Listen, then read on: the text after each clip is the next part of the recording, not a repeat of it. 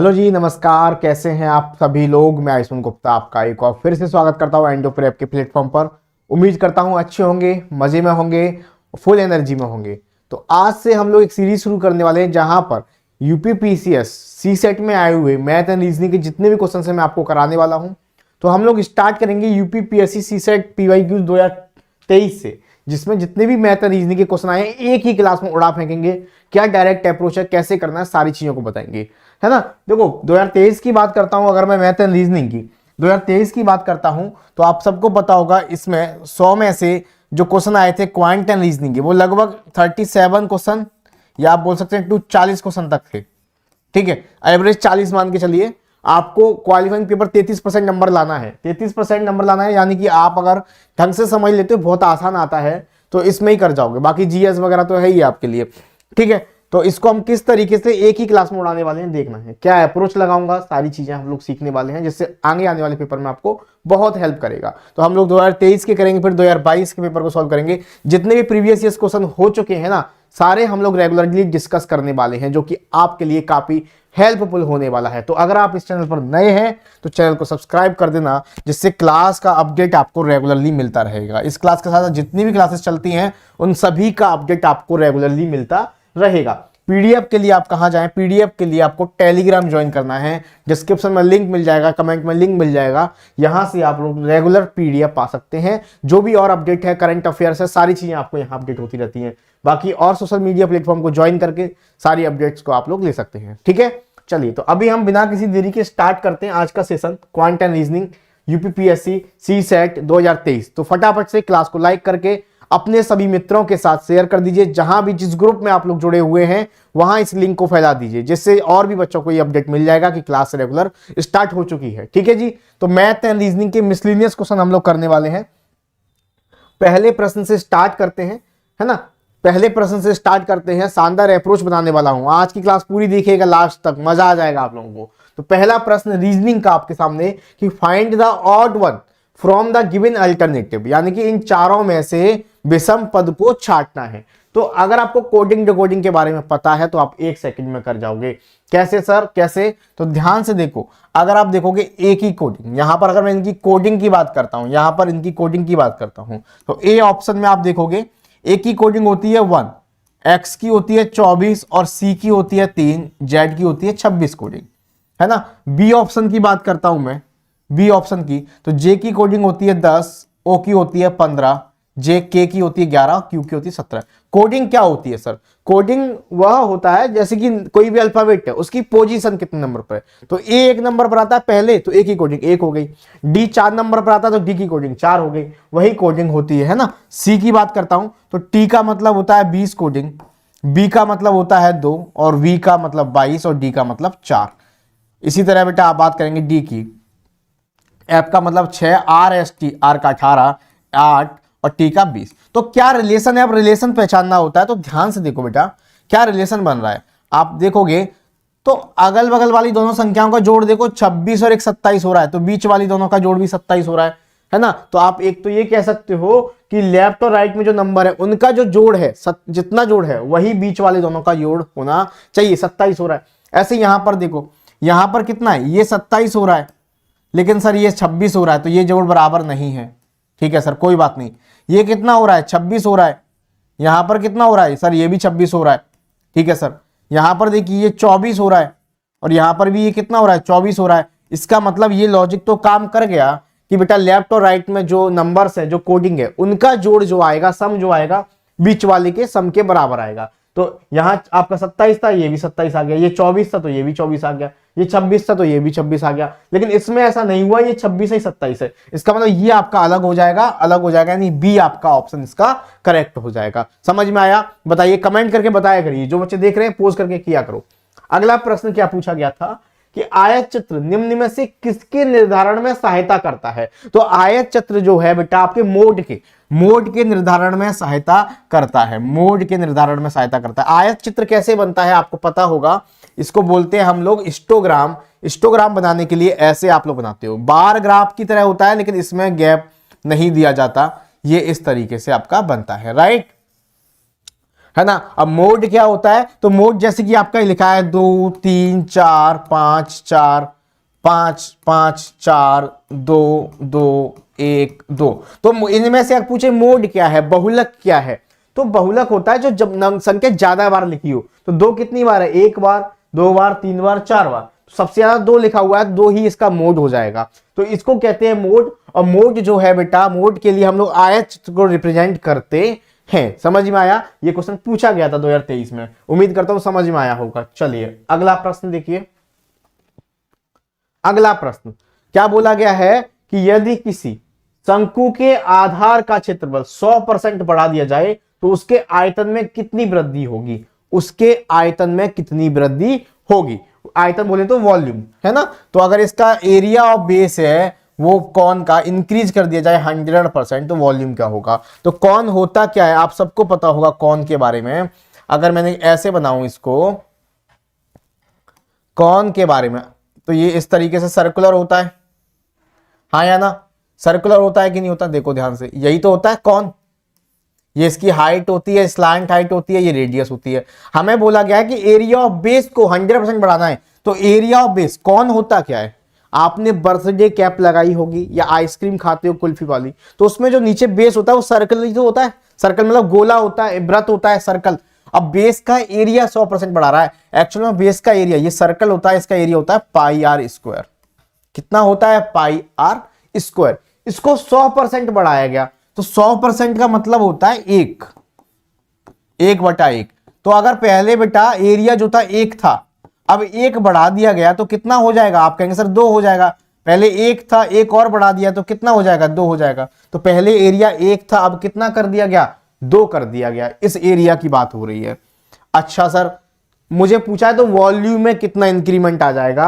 आपको पता होना चाहिए कि कौन का वॉल्यूम होता क्या है। तो कौन का वॉल्यूम होता है 1/3 पाई आर स्क्वायर एच, यही तो होता है, हाँ या ना, यही तो होता है बेटा। तो वॉल्यूम में कितना फर्क आएगा, तो मैंने माना पहले वॉल्यूम V1 था, अब V2 है, तो जो भी फर्क आएगा कांस्टेंट वैल्यू से, परसेंटेज में आंसर पूछा है, कांस्टेंट वैल्यू जो होती है उससे कोई फर्क नहीं पड़ता, मैं ना फिक्स वैल्यू, उससे कोई फर्क नहीं पड़ता। तो 1/3 और पाई से कोई फर्क पड़ेगा क्या, सर नहीं, क्योंकि अगर मैं यहां लिखूंगा 1/3 पाई, यहां भी लिखूंगा कट जाएगी, है ना। तो फर्क पड़ेगा किससे, पाई आर स्क्वायर एच से, है ना, पाई आर स्क्वायर एच से। तो पाई आर स्क्वायर एच की, पाई आर स्क्वायर की बात करता हूं तो बेटा ये वॉल्यूम कितना था, 1 था पहले, ये वॉल्यूम कितना था बेटा, 1 था, ठीक है। अब कितना हो गया, पाई आर इसका एरिया कितना हो गया, 2 हो गया। अब एच यहां पर भी हाइट तो सेम है ना, हाइट में तो कुछ फर्क नहीं हुआ, हाइट में तो कोई फर्क नहीं किया। तो आप बताओ, हाइट से हाइट कट गई, तो वॉल्यूम पहले 1 था, अब कितना है, 2, कितना इंक्रीज हो गया, आप कहेंगे सर 1 इंक्रीज हो गया, किससे हुआ, 1 से ही हुआ है, इंटू 100। तो वॉल्यूम में भी 100% का फर्क आ जाएगा, वॉल्यूम में भी 100% का फर्क आ जाएगा। बताइए समझ में आया कि नहीं आया, है ना। वैसे इतना एक्सप्लेन करके बता दिया, अगर आप पेंसुलेशन को डिटेल में पढ़ते हो तो ये डायरेक्टली करने की चीज है, डायरेक्ट करने की चीज है कि अगर एरिया ऑफ बेस पे जितना इंक्रीमेंट हो रहा है, 100% का इंक्रीमेंट हो रहा है, वो डायरेक्टली प्रोपोर्शनल होता है वॉल्यूम के, ठीक है। चलिए नेक्स्ट क्वेश्चन।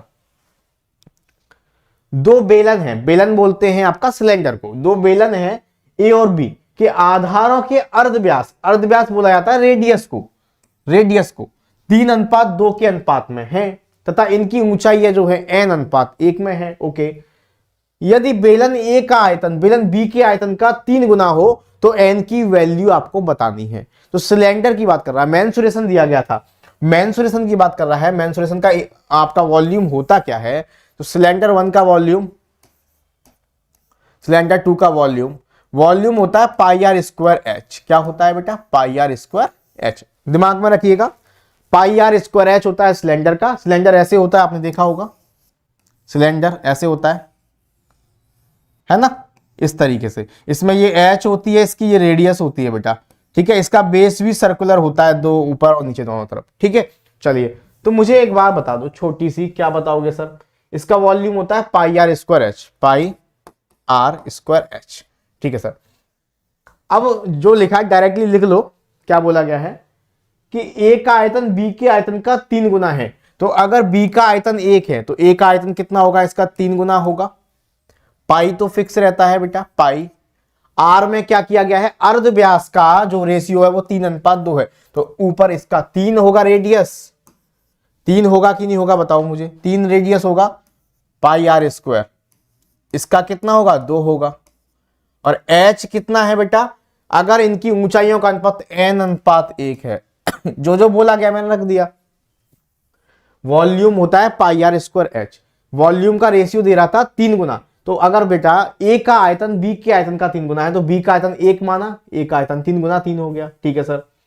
पाई की वैल्यू सेम होती है आर स्क्वायर, आर कह रहा है 3:2 में है, तो एक की अगर आर 2 है दूसरे की 3 होगी, पाई आर स्क्वायर, एच का भी अनुपात दे रहा था, सॉल्व कर लीजिए, पाई से पाई खत्म है ना, 3 से ये स्क्वायर खत्म हो जाएगा आपका, तो क्या बचेगा, यहां पर बचेगा 3n/4 बराबर कितना बचेगा 1, तो n की वैल्यू क्या आ जाएगी 4/3 आ जाएगी, यही तो आपसे पूछा था, 4/3 आ जाएगी, यही तो आपसे पूछा था। गॉट इट, समझ में आ रही बात है। अगला प्रश्न देखिए, यदि बेलन की त्रिज्या में 25% की वृद्धि कर दी जाए तो ऊंचाई को कितने % घटाया जाए कि बेलन का वॉल्यूम चेंज ना हो, वॉल्यूम चेंज ना हो, राइट, वॉल्यूम चेंज ना हो। तो देखो वॉल्यूम डिपेंड किस पे करता है, पाई आर स्क्वायर एच, तो पाई तो कांस्टेंट है, तो वॉल्यूम डायरेक्टली प्रोपोर्शनल होता है पाई आपके आर स्क्वायर एच के, है ना। जब परसेंटेज चेंज वगैरह की बात आती है तो पाई को मत लिया करो, कंपैरिजन करना हो, क्योंकि कांस्टेंट वैल्यू से कांस्टेंट वैल्यू कट जाती है बेटा, ठीक है।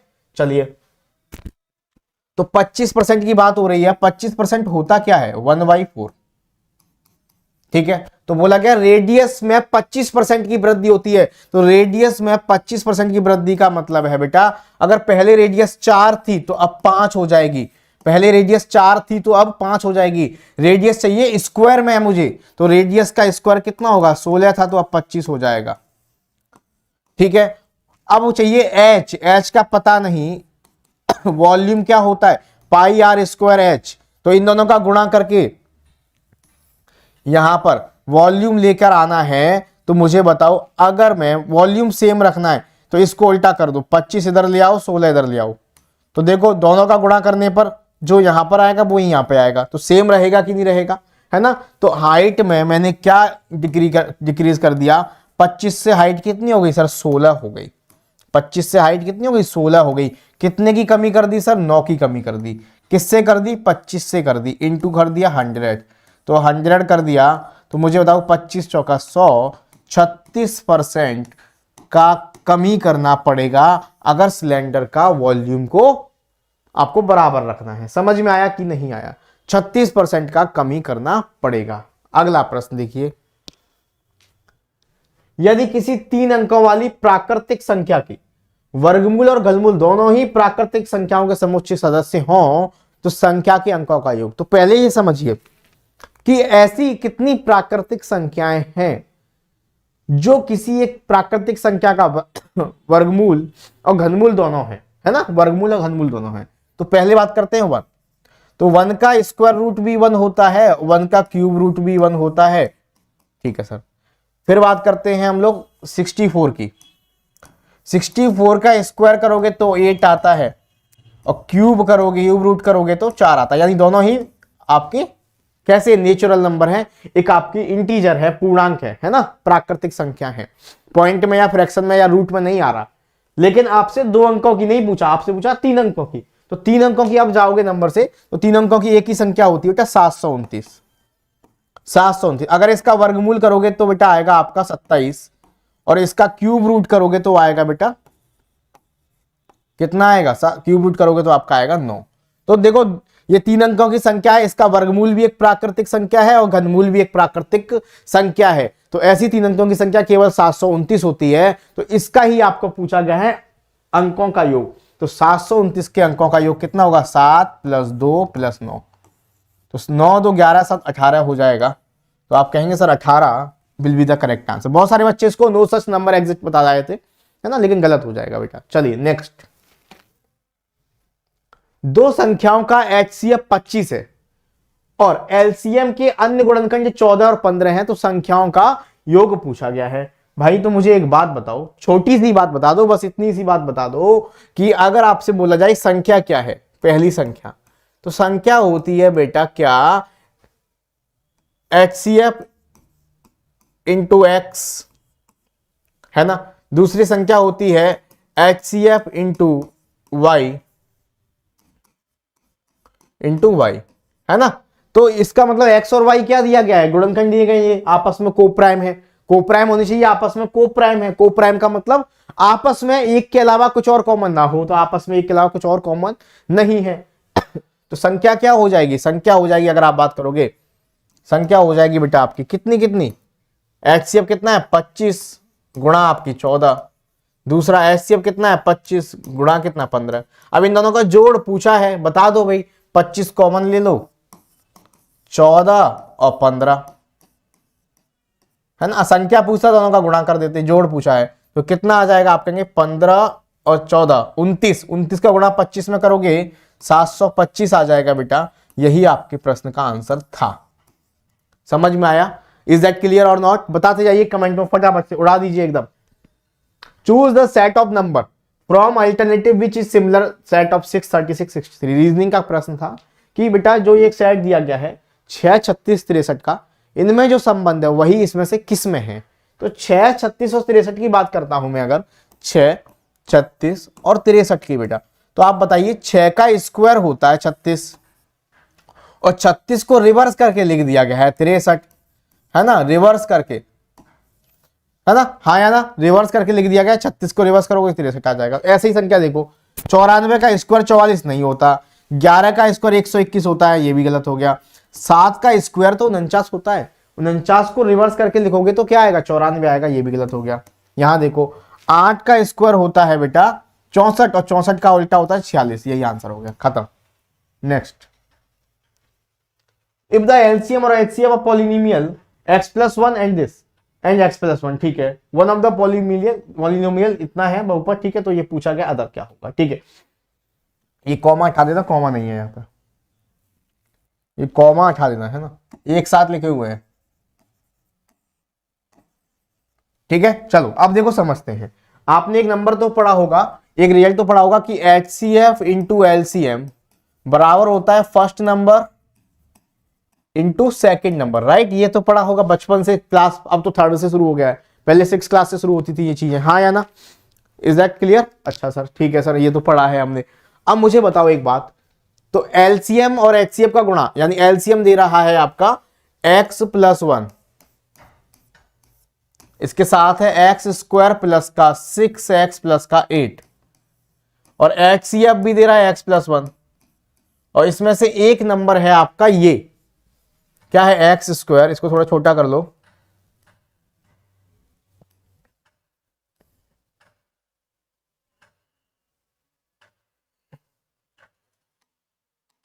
देखो, तो आप कहेंगे सर HCL पहला नंबर कितना है, x² प्लस का 5x प्लस का 4। दूसरा नंबर आपसे पूछा गया है, दूसरा नंबर आपसे पूछा गया है, सेकंड नंबर, ठीक है, सेकंड नंबर आपसे पूछा गया है। तो पहले इसको ब्रेक करोगे, तो मुझे बताओ डायरेक्ट कैसे ब्रेक करते हैं। ये तो x+1 है, ये भी x+1 है, कोई दिक्कत नहीं है, x+1 और x+1 इधर भी है, इन दोनों को मैंने एक साथ लिख दिया। इसको ब्रेक करो, गुणा करके 8 आए और जोड़ो घटा के 6 आए, तो 4 दूनी 8 और 4 और 2 6, डायरेक्ट आ रहा है, तो ऐसे कैसे लिख सकते हैं, x+4 और x+2 लिख सकते हैं डायरेक्टली।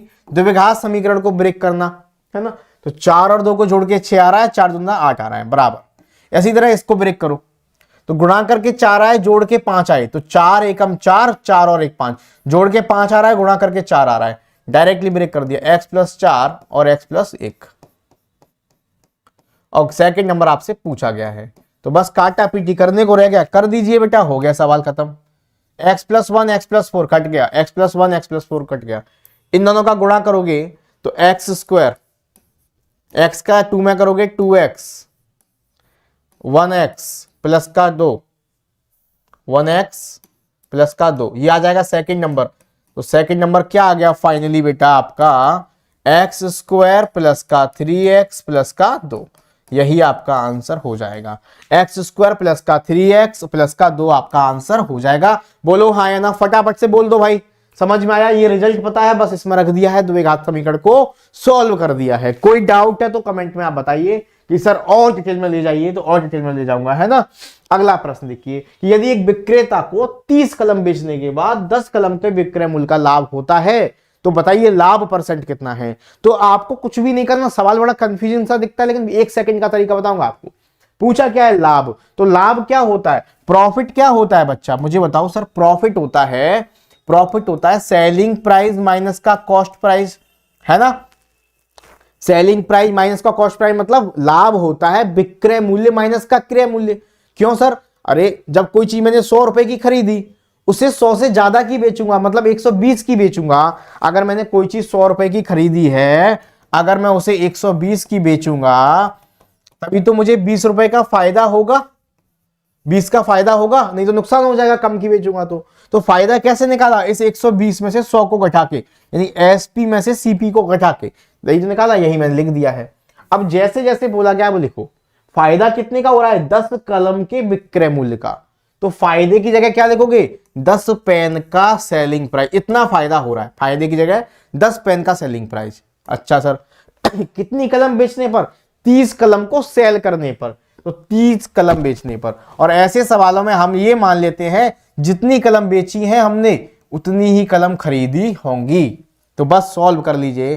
तो ये एसपी इधर जाएगा और सीपी उधर आएगा, माइनस का 30 सीपी इधर आएगा तो प्लस का 30 सीपी हो जाएगा, और ये उधर जाएगा तो 20 एसपी हो जाएगा। काटा पीटी करोगे 0 से 0 खत्म, सीपी बटे एसपी, रेशियो आ जाएगा 2 यहां पर है और 3 ये नीचे आ जाएगा बेटा। तो कॉस्ट प्राइस अगर 2 रुपए है तो 3 रुपए में बेचा है, 2 रुपए में खरीदा है तो 3 में बेचा है, कितने का फायदा हो गया सर, 1 रुपए का फायदा। फायदा और नुकसान होता है कॉस्ट प्राइस पर बेटा, इंटू 100। तो आप कहेंगे सर 50% का फायदा मुझे हुआ इस पूरे सौदे में। 50% will be the correct answer, 50% will be the correct answer. समझ में आ गई कहानी की नहीं आ गई। अगले प्रश्न पर चलते हैं बेटा। यदि 2 कुत्ते एक 7 मीटर व्यास वृत्ताकार पथ पर विपरीत दिशाओं में 2.5 मीटर पर सेकंड और 3 मीटर पर सेकंड की गति से दौड़ना आरंभ करते हैं, तो आपस में अधिकतम दूर होने में उन्हें कितना समय लग जाएगा, ये पूछा है। बहुत प्यारा सवाल था ये, सवाल थोड़ा ठीक ठाक था, पूरे 37-40 क्वेश्चन में से यही ठीक ठाक था, बाकी कुछ भी नहीं था, क्योंकि इसमें बच्चा कंफ्यूज हो गया, गलत कराया था। देखो ध्यान से, जैसे कि ये वृत्ताकार पथ है आपका एक, ठीक है, ये वृत्ताकार पथ है।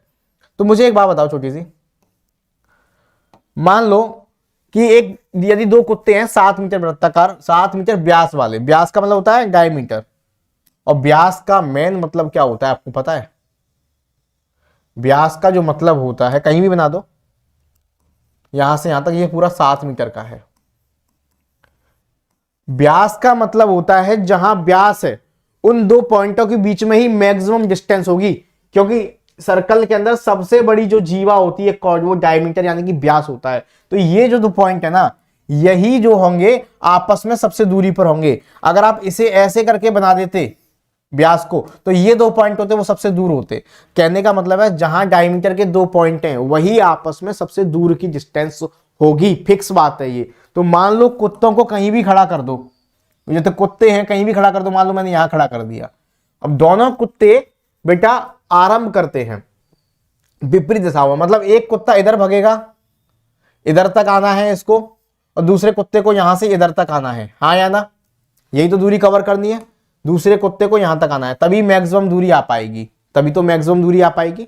आप कहोगे सर कुत्तों को यहां क्यों खड़ा किया आपने, अरे भाई ले, कुत्तों को कहीं भी खड़ा कर दे, कुत्तों को मैं कह रहा हूं यहां खड़ा कर दे, कुत्तों को यहां खड़ा कर दे, तो ये यहां से यहां तक आ पाएगा और उतनी देर में ये यहां से यहां तक जा पाएगा, है ना। दूरी टोटल ना कि यही कवर होगी दोनों के द्वारा एक ही समय में, टोटल डिस्टेंस कवर कितनी होगी, यही डिस्टेंस कवर होगी, ये बात का ध्यान रखना, ठीक है। चलिए, तो मैंने कुत्तों को कहीं भी खड़ा कर दिया, मैंने यहां पर खड़ा कर दिया, एक को इधर आना है यहां से यहां तक, दूसरे को इधर यहां से यहां तक जाना है, ठीक है। तो ये दूरी कवर करनी है टोटल, ये दूरी कवर करनी है, ये तो समझ में आ गई सर बात, ये बात तो समझ में आ गई। अब ये दूरी है कितनी, ये दूरी है कितनी, ये वाली दूरी है कितनी, आपको ये पता करना है। तो ये दूरी देखो, पूरा सर्कुलर हम निकालते हैं, इसको बोलते हैं परिधि, यानी कि 2 पाई आर, पूरी परिधि होती है 2 पाई आर। तो 2 आर मतलब पाई मतलब 22/7, और आर कितनी दे रहा है, अगर व्यास आपका 7 मीटर का है तो त्रिज्या इसकी आधी होती है, 7 की आधी, हाँ या ना। तो 7 से 7 खत्म, 2 से 2 खत्म, परिधि आ गई 22 की। लेकिन हमें पूरी परिधि से काम नहीं है, ये पूरी परिधि तो ये वाली है, इससे काम है क्या? नहीं सर, हमें कितनी परिधि से काम है बेटा? हमें परिधि से जो काम है ना, ये हटा दो सब, हमें काम है केवल इतनी परिधि, यहां से ये वाली और ये वाली, यानी केवल इतनी परिधि से काम है। पूरी 22 की है तो इसका आधा करोगे तो कितनी चाहिए हमें? केवल 11 चाहिए।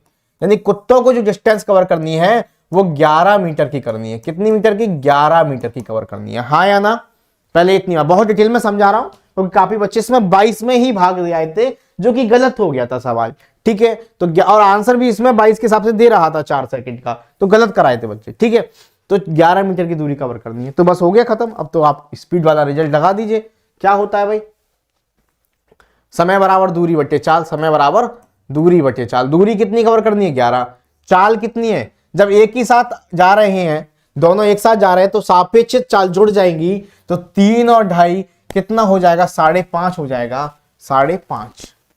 5.5 का 11 में भाग दोगे, 2 सेकंड का समय लगेगा, केवल 2 सेकंड में। भाई कुत्ते बड़े फास्ट हैं, 2 सेकंड में आप पलक झपकते ही पहुंच जाएंगे। बच्चे गलत कराए, 22 में भाग दे आए थे, 4 सेकंड आंसर आया था, गलत हो जाएगा बेटा, समझ रहे हो? गलत हो जाएगा। चलिए नेक्स्ट, यदि एक्स आदमी एक काम को 40 दिन में पूरा करते हैं, एक्स आदमी कोई काम है 40 दिन में पूरा कर रहे हैं और 5 अतिरिक्त आदमी लगाने से 10 दिनों की बचत हो रही है, तो 30 आदमी इस काम को कितने दिन में कर देंगे? तो बड़ा आसान सवाल है।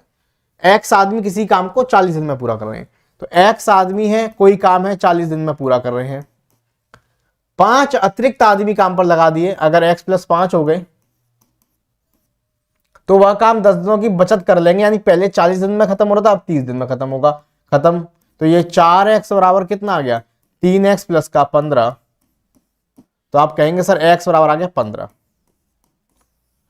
है ना? तो पहले कितने आदमी थे बेटा? आप कहेंगे सर पहले आदमी थे 15। अब बोला गया अगर 30 आदमी इस काम पर लगाए जाए तो कितने दिन में पूरा कर लेंगे? तो आप इसको लेके चलिए कि मान लो x का मान तो 15 आ गया, कि 15 आदमी किसी काम को 40 दिन में कर रहे हैं, तो बेटा अब 30 आदमी उस काम को कितने दिन में करेंगे, ये पूछा गया है ना? 0 से 0 खत्म, 3 से 5 बार, 5 चौके 20 दिन में करेंगे। अगर 30 आदमी होंगे तो 20 दिन में कर देंगे। समझ में आया? इतना करने की जरूरत नहीं थी, थोड़ा माइंड लगाओगे, कॉमन सेंस, तो देखो कि 15 निकल के आया, तो 15 आदमी किसी काम को 40 दिन में कर रहे हैं, 15 आदमी किसी काम को 40 दिन में कर रहे हैं। अगर आदमियों की संख्या डबल कर दी जाए, 30 कर दी जाए, तो दिन की संख्या आधी हो जाएगी, डायरेक्ट आधी हो जाएगी, तो कितनी हो जाएगी? 20 हो जाएगी। ओवरली हो जाता है बेटा, है ना? समझाने के लिए इतना लिखा दिया है। नेक्स्ट क्वेश्चन, 3 संख्याओं का अनुपात 3, 4, 5 है, यानी उनका HCF और LCM इतना इतना है, तो उनमें से सबसे बड़ी संख्या। देखो 3 संख्याओं का अनुपात दे रहा है 3:4:5। तो मान लो एक पल के लिए यही संख्या है, तो इनका HCF क्या होगा? HCF होगा 1, इन तीनों का HCF होगा 1, और 1 का मान कितना दे रहा है बेटा तुम्हें? 40 दे रहा है, HCF दे रहा है 40, तो 1 का मान आ गया 40। अब बड़ी संख्या कौन सी है? तो बड़ी संख्या ये है, तो इसमें 40 का गुणा कर दो, 200 आ जाएगी, खत्म। अगर पूछता छोटी संख्या तो इसमें गुणा करते, बीच की संख्या तो इसमें गुणा करते, आपका आंसर आ जाएगा। 1 सेकंड का सवाल खत्म हो गया, break. Next question, Shyam Ram का मित्र है, मनीष की ओर इशारा करते हुए श्याम ने राम से पूछ लिया कि वह कौन है, तो राम ने कहा उसका बेटा मेरे बेटे का चाचा है। तो मनीष का राम से क्या संबंध है? भैया भैया है डायरेक्टली, ये तो वैसे ही हो गया पढ़ते ही, समझ में आया क्या कह दिया?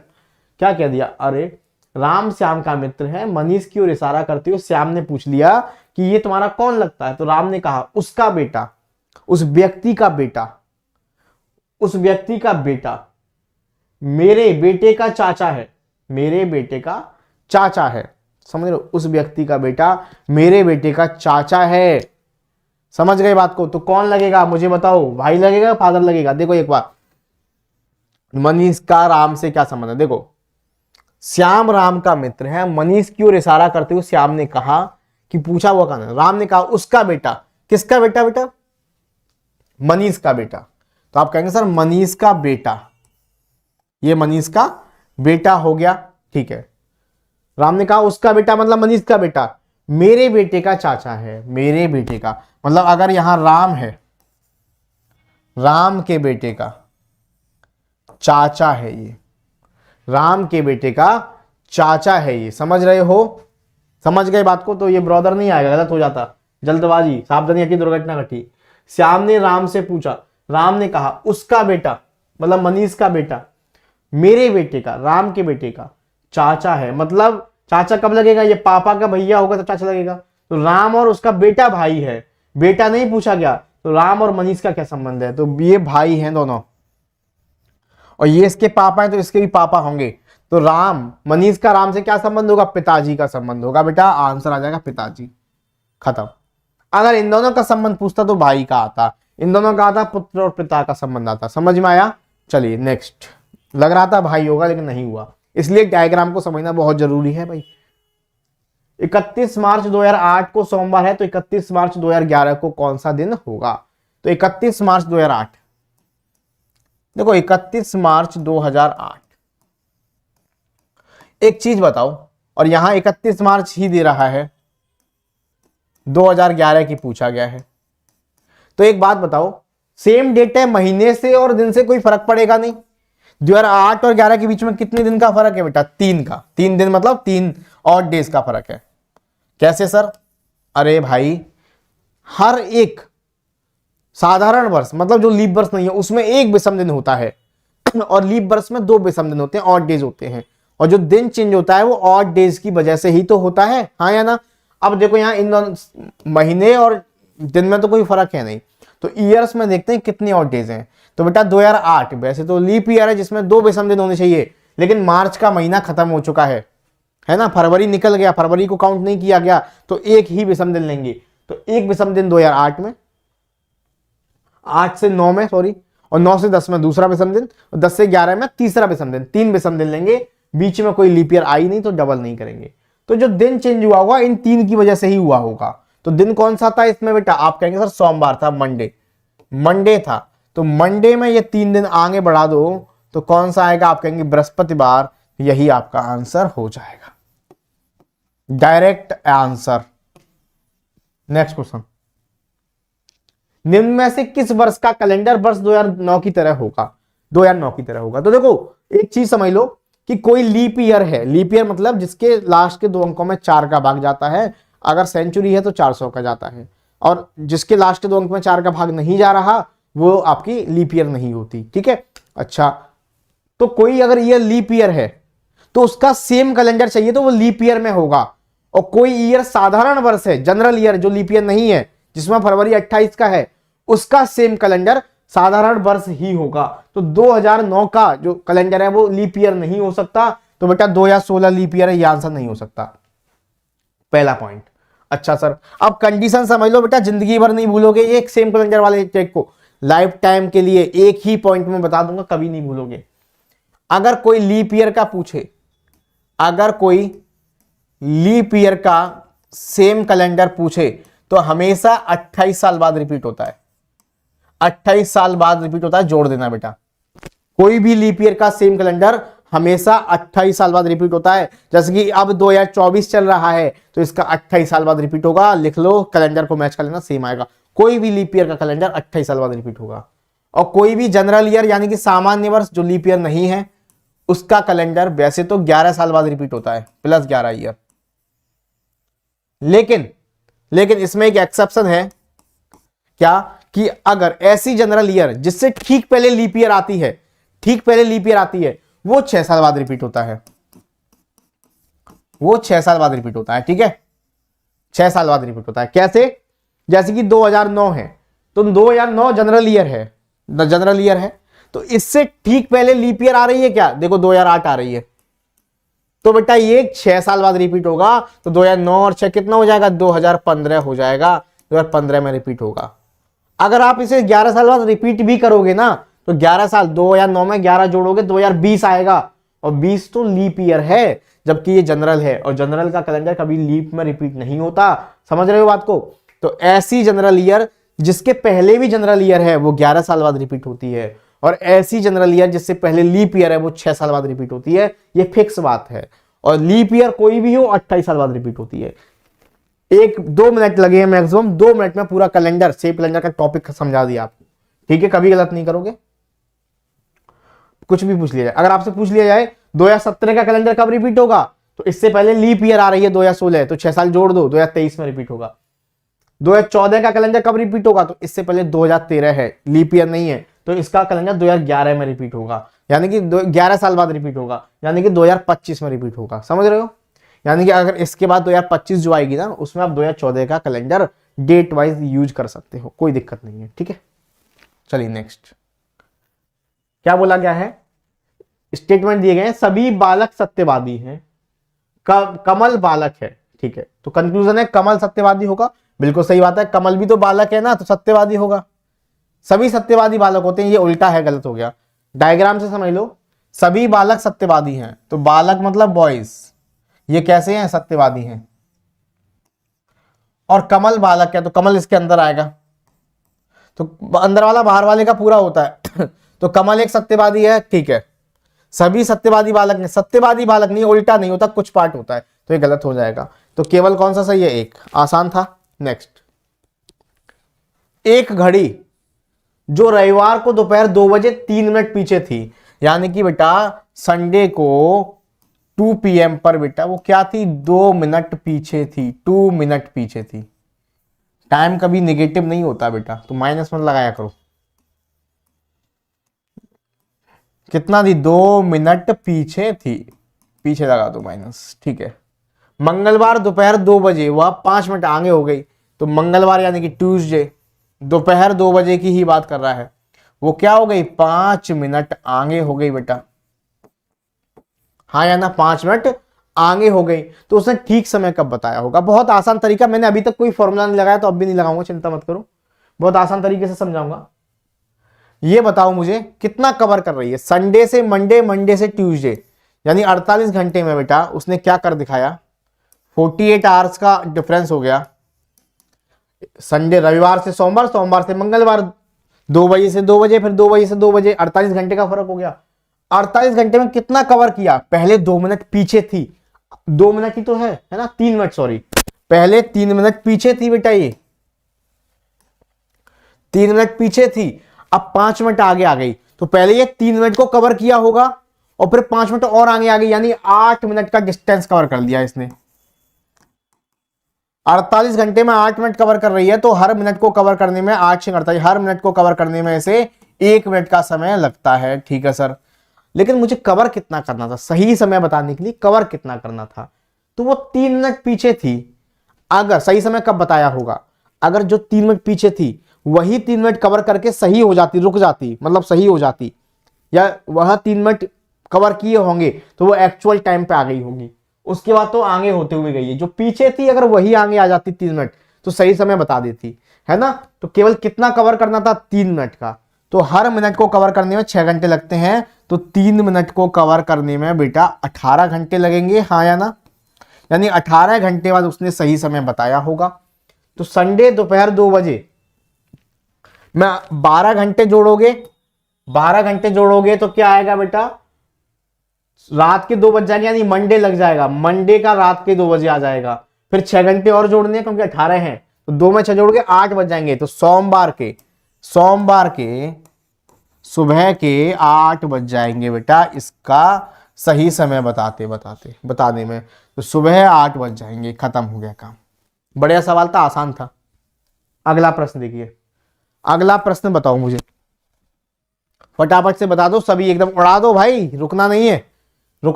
समझ में आ रहा है, क्लास को लाइक कर दो, नहीं तो बेटा समझ लो मजा आना चाहिए, एकदम फुल एनर्जी में, फुल जोश में।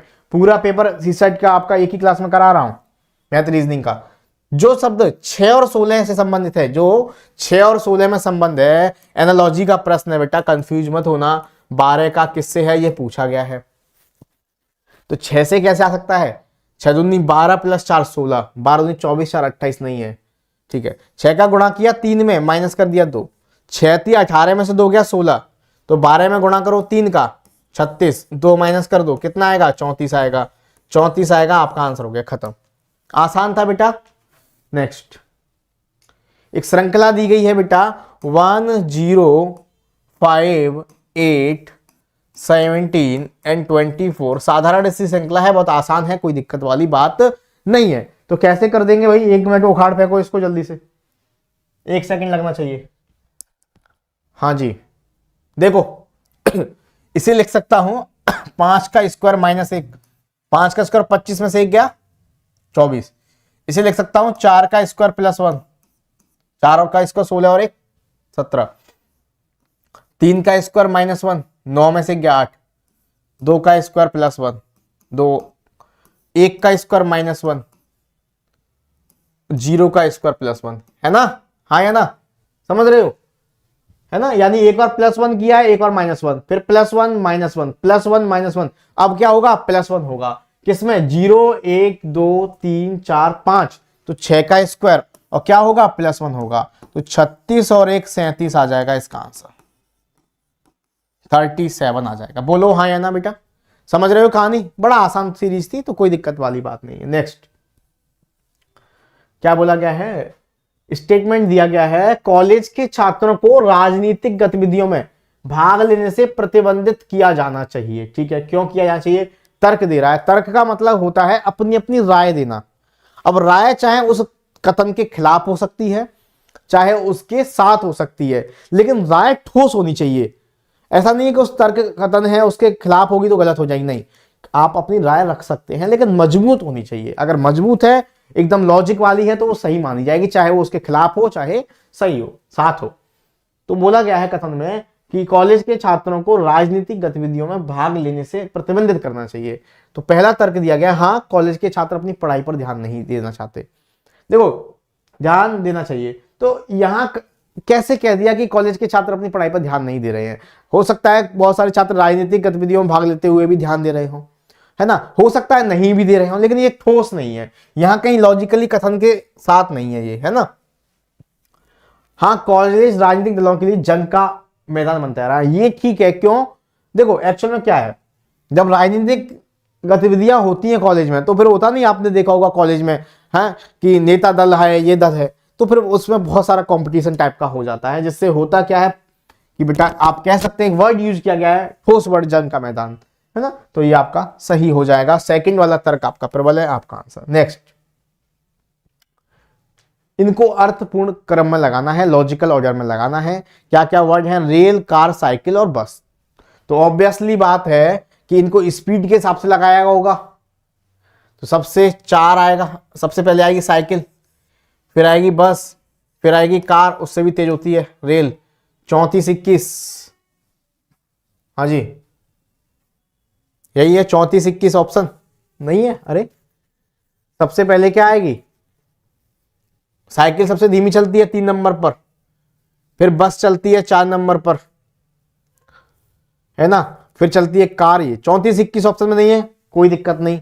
यानी कि यहां स्पीड के अकॉर्डिंग नहीं दे रहा, तो यहां कैसे दे रहा होगा?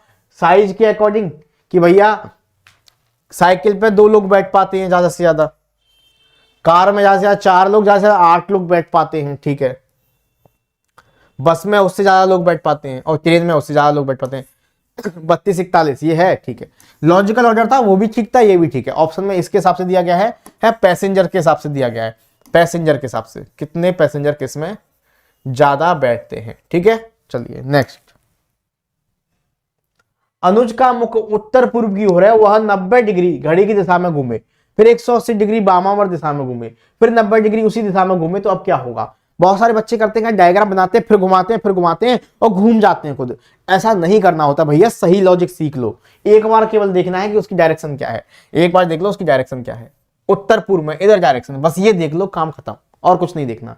अब आइए 90 डिग्री घड़ी की दिशा में, मतलब क्लॉकवाइज घुमा है 90 डिग्री, ठीक है। उसके बाद 180 डिग्री एंटी क्लॉकवाइज घुमा है 180 डिग्री, ठीक है सर।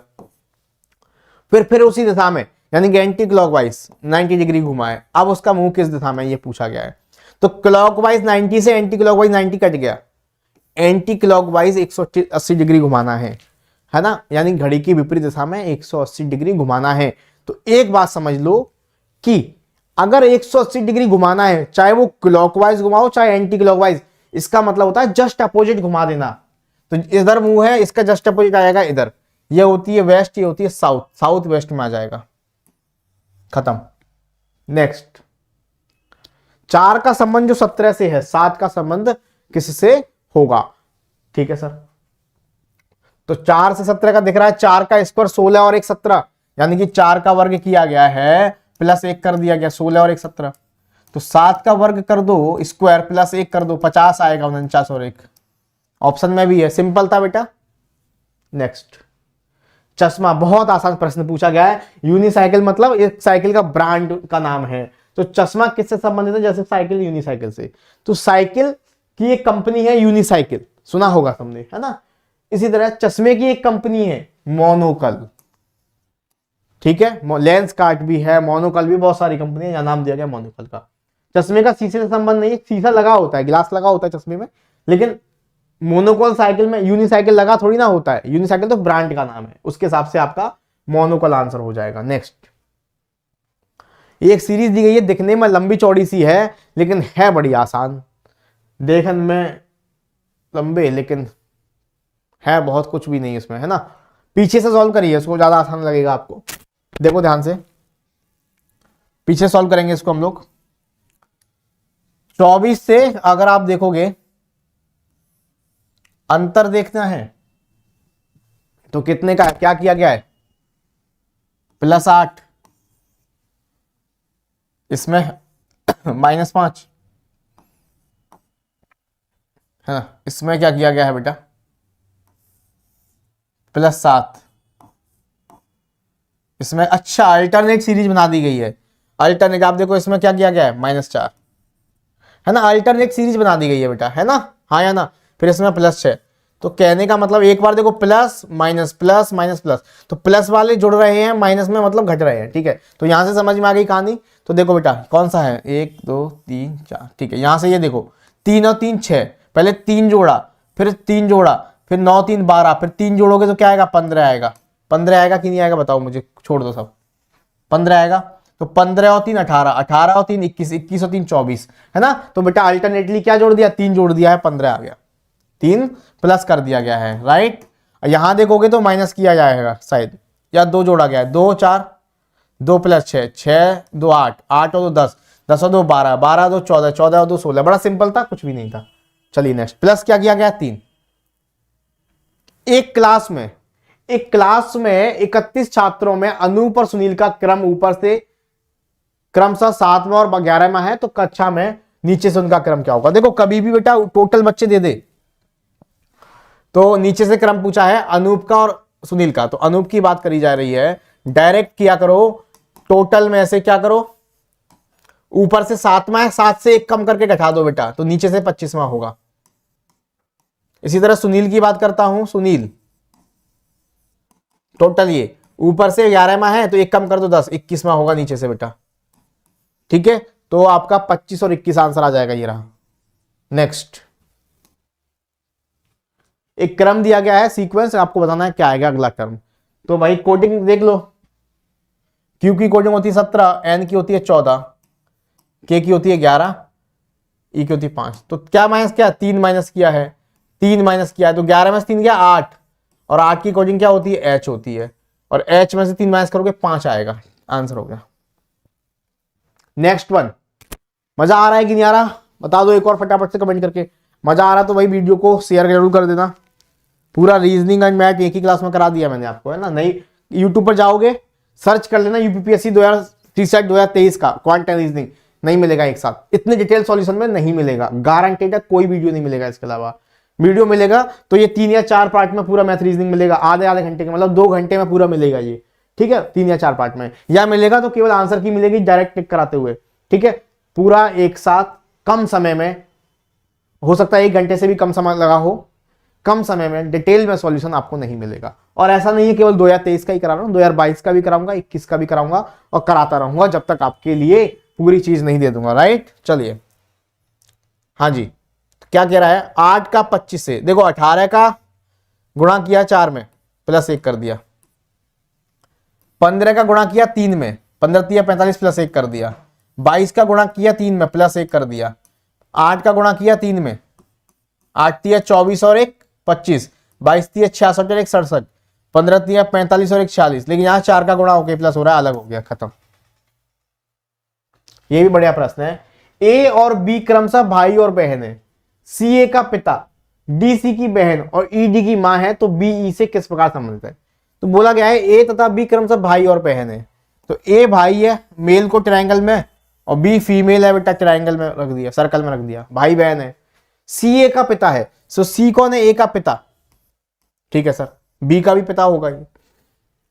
डी सी की बहन है, डी जो है डी सी की बहन, इसकी बहन हो गई है, बुआ हो गई इन दोनों की, और डी सी की बहन, और ई डी की मां है, तो ई डी की मां है तो भाई सी की भी मां होगी कौन? ई।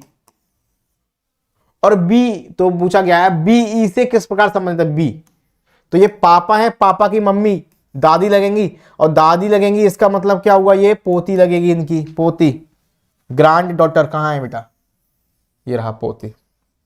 नेक्स्ट, यदि किसी कोड भाषा में एलसी को 6 टीई को 10 लिखा जा रहा है, तो पीडी को क्या लिखा जाएगा? आपसे पूछा गया है भाई, तो मुझे बताओ एलसी को 6, एल की कोडिंग होती है 12, सी की होती है 3, 6 आ सकता है, एक तो जोड़ के आ सकता है, एक गुणा करके आ सकता है। पहले टी को देखते हैं, टी और ई को लिखा जा रहा है 10, टी की कोडिंग होती है 20 और ई की होती है 5। तो भाई हाँ जी, तो इसका मतलब गुणा करके आ रहा है, देखो ध्यान से, जोड़ के तो नहीं आएगा ये नीचे वाला, 12 और 3 का गुणा करोगे 36 आएगा, है ना। एल की कोडिंग 12, सी की 3, गुणा करो 36 आएगा, 36 का वर्गमूल होता है 6, यही तो आ रहा है। 20 और 5 का गुणा करोगे 100 आएगा, और 100 का वर्गमूल क्या होता है? 10 होता है, यही तो आ रहा है। तो अब पूछा क्या गया है? P D, P M N O P, P की कोडिंग 16 और डी की होती है 4, 16 और 64 आ गया, और वर्गमूल करोगे तो कितना आएगा बेटा? स्क्वायर रूट करोगे तो 8 आएगा, ये रहा आंसर, खत्म, ठीक है। नेक्स्ट, 140 मीटर लंबी रेलगाड़ी 60 किलोमीटर प्रति घंटे की चाल से जा रही है, और एक बिल्ली उसी दिशा में रेलगाड़ी के समांतर 18 किलोमीटर प्रति घंटे की चाल से दौड़ रही है, तो रेलगाड़ी बिल्ली को पार कर लेगी, कब कर लेगी? तो देखो, जब रेलगाड़ी किसी बिल्ली को पार करेगी ना, तो कितनी दूरी चलेगी? रेलगाड़ी खुद की दूरी चलेगी, खुद की डिस्टेंस चलेगी, राइट। जैसे कि मान के चलो कोई बिल्ली है, बिल्ली की डिस्टेंस तो कुछ होगी नहीं, है ना, दूरी तो कुछ होगी नहीं, बिल्ली है, कोई छोटी चीज है, मान लो ये है, यहां बिल्ली खड़ी है, और ये रेलगाड़ी की लंबाई है। अगर इस बिल्ली को पार करना है तो रेलगाड़ी कितनी दूरी चलेगी? केवल अपनी दूरी चलेगी, समझ रहे हो। मान के चलो ये बिल्ली खड़ी है, और ये मेरे हाथ में रेलगाड़ी है, दिख रही है, तो यहां से रेलगाड़ी आएगी, इस बिल्ली को पार करने, क्योंकि रेलगाड़ी की लंबाई होती है, पार करने के लिए रेलगाड़ी को खुद की लंबाई चलनी पड़ेगी, ठीक है। तो दूरी होगी रेलगाड़ी की लंबाई। अब क्या रहा है? एक ही दिशा में भाग रहे हैं तो चाल हो जाएगी माइनस, क्योंकि सेम डायरेक्शन में तो माइनस, अपोजिट डायरेक्शन में तो प्लस हो जाती है, ठीक है सर। पूछा गया समय, कितने समय में पार कर लेगी? समय बराबर दूरी बटे चाल, दूरी कितनी है? 140, चाल माइनस हो जाएंगी, तो 60 किलोमीटर प्रति घंटा और 18 किलोमीटर प्रति घंटा माइनस करो, 60 में से 18 गया, कितना बचेगा? 60 में से 18 गया, बचेगा 42। लेकिन बेटा एक बात, ये सब कुछ मीटर में है, आंसर सेकंड में है, जबकि ये किलोमीटर प्रति घंटे में है, तो किलोमीटर पर आवर को मीटर पर सेकंड में चेंज करना है, 5/18 का गुणा करेंगे, 5/18 ऊपर चला जाएगा, ये जो आएगा फाइनल आंसर आपका आ जाएगा। सॉल्व करो, सॉल्व करोगे 42 से 14 से काट दो 10 बार, 14 से 3 बार, 3 छंग 18, 5 दूनी 10, तो 6 दूनी कितना आ जाएगा? 12 सेकंड आ जाएगा, 12 सेकंड लगेगा बेटा इनको पार करने में, खत्म हो गया कहानी। नेक्स्ट, लुप्त पद बताइए, है ना, रीजनिंग का प्रश्न है। तो देखो इतनी बड़ी संख्या यानी गुणा ही किया होगा, करके देख लो। एबीसी 6 आ रहा है, एबीसी क्या है? 6, ए बी सी 1 2 3, गुणा करो कितना आएगा? 6 आएगा। ई एफ जी 5 होती है कोडिंग, इसकी 6 होती है, इसकी 7 होती है, 7 42 पंजे 210 आएगा, ठीक है। पूछा क्या है? आई जे के, तो आई कितना होता है? 9, जे होता है 10, के होता है 11, तो कितना आएगा? 990, 990 आएगा बेटा, बोलो हाँ या ना, समझ में आ रही बात? कोई भी डाउट हो तो पूछो भाई, is that clear or not? ये बढ़िया सवाल था बेटा, वैल्यू पुटिंग मेथड। ए प्लस बी बराबर है, अगर ए बटे बी प्लस बी बटे ए के, तो ए स्क्वायर प्लस बी स्क्वायर की वैल्यू, मतलब बच्चा कंफ्यूज हो गया, सर वैल्यू तो कुछ दी ही नहीं गई है, हम नंबर्स में कैसे लेके आएंगे। तो वही तो होता है वैल्यू पुटिंग मेथड। ऐसी वैल्यू मानो ए और बी की कि ये दोनों सेटिस्फाई कर जाएं। तो अगर मैं एक ही जगह एक रख दूं, देखो यहां पर ए प्लस बी बराबर ये दिया है ए बटे बी प्लस बी बटे ए। अगर मैं ए और बी बराबर एक रख दूं, क्या ये सेटिस्फाई करेगी? तो एक प्लस एक, एक बटे एक प्लस एक बटे एक, तो आप कहोगे सर दो बराबर कितना आ गया? दो, सेटिस्फाई कर गया है ना। यानी ए और बी की वैल्यू एक हो सकती है, एक है इसके अकॉर्डिंग। तो एक का स्क्वायर एक प्लस एक का स्क्वायर एक, कितना आ जाएगा बेटा? दो आ जाएगा। दो आंसर हो गया, right. Is that clear or not? Next question, next and I think last. E बराबर 5 है, एवरेजमेंट बराबर 89 है, तो सेक्रेटरी बराबर क्या होगा? कोडिंग देखो, जब किसी एक अल्फाबेट की स्पेशल कोडिंग दे दी जाए 5, तो यानी कि यहाँ ई की एक्चुअल में भी 5 होती है, कोई छेड़छाड़ नहीं की गई। तो यानी कि यहाँ सभी की कोडिंग को एक्चुअल लिया गया है, तो या तो हो सकता है जोड़ा गया हो या गुणा किया गया हो। छोटा नंबर है तो एक्चुअल में जोड़ा ही गया होगा।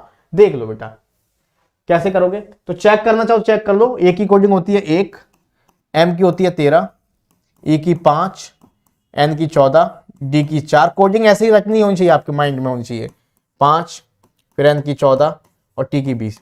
जोड़ोगे तो 13 14 5 19, 19 और 4 23, 10 33, 37, 50, 55, 55 4 59, 69, 89 आ रहा है 89। यस सर, यानी कि सबको जोड़ दो भाई, यहाँ की भी कोडिंग निकाल के जोड़ दो।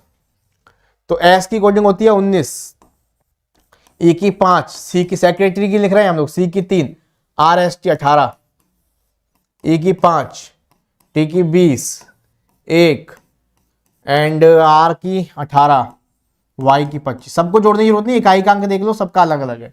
इकाई का अंक देख लो, 9 5 14, 14 3 17 का 7, 7 8 15, 5 20 का 0, 1 8 9 5 14, पीछे 4 आएगा, पूरी संख्या से मतलब नहीं है, एक ही ऑप्शन है, खत्म। इसका मतलब 114 ही आंसर हो जाएगा, 114 ही आंसर हो जाएगा। बोलो हाँ या ना। ठीक है, और कोई क्वेश्चन रह गया इसमें? नहीं। तो ये 37 क्वेश्चन आए थे पेपर में बेटा आपके, है ना। 37 आई थिंक क्वेश्चन आए थे, तो पूरे पीडीएफ में आपके हो गए हैं ये। इसका पीडीएफ भी आपको मिल जाएगा। हर एक क्वेश्चन को बारीकी से समझा दिया है मैंने, तो उम्मीद करता हूं आपको हर एक प्रश्न समझ में आया होगा। कोई डाउट लगा हो, कोई दिक्कत लगी हो, तो आप पूछ सकते हैं। तो इसी तरीके से यूपीपीएससी में आए हुए जितने भी क्वेश्चन आप लोगों के हैं, 2023 को अगला क्लास आएगा 2022 का, फिर 2021 का, है ना। हर रोज एक क्लास आएगा। अगर आपको क्लास पसंद लगा हो, अच्छा लगा हो, तो वीडियो को लाइक जरूर करना। कोई फीडबैक देना हो, कोई चीज बतानी हो, कैसा भी कोई डाउट हो, तो कमेंट बॉक्स खुले हुए हैं, बताना। चैनल पर नए हैं तो इसको सब्सक्राइब करना मत भूलना, जिससे होगा क्या, अपडेट वगैरह सारी क्लासेस का मिलता रहेगा। पीडीएफ के लिए टेलीग्राम ज्वाइन कर सकते हो, बाकी सारी अपडेट्स के लिए बाकी प्लेटफॉर्म्स को आप जुड़ सकते हैं। ठीक है, चलिए बताइए बाकी चीजें, ओके, कोई दिक्कत? हाँ जी, ठीक है। तो रेगुलर हम लोग आप लोगों से जुड़े रहेंगे इस तरीके से। बाकी मुलाकात करेंगे आप लोगों से नेक्स्ट सेशन में। तब तक खुश रहिए, पढ़ते रहिए, मेहनत करते रहिए। कोई भी चीज का डाउट अगर आपको है तो आप लोग कमेंट में बता सकते हैं। ठीक है जी, चलिए मुलाकात करते हैं। जय हिंद, धन्यवाद, थैंक यू।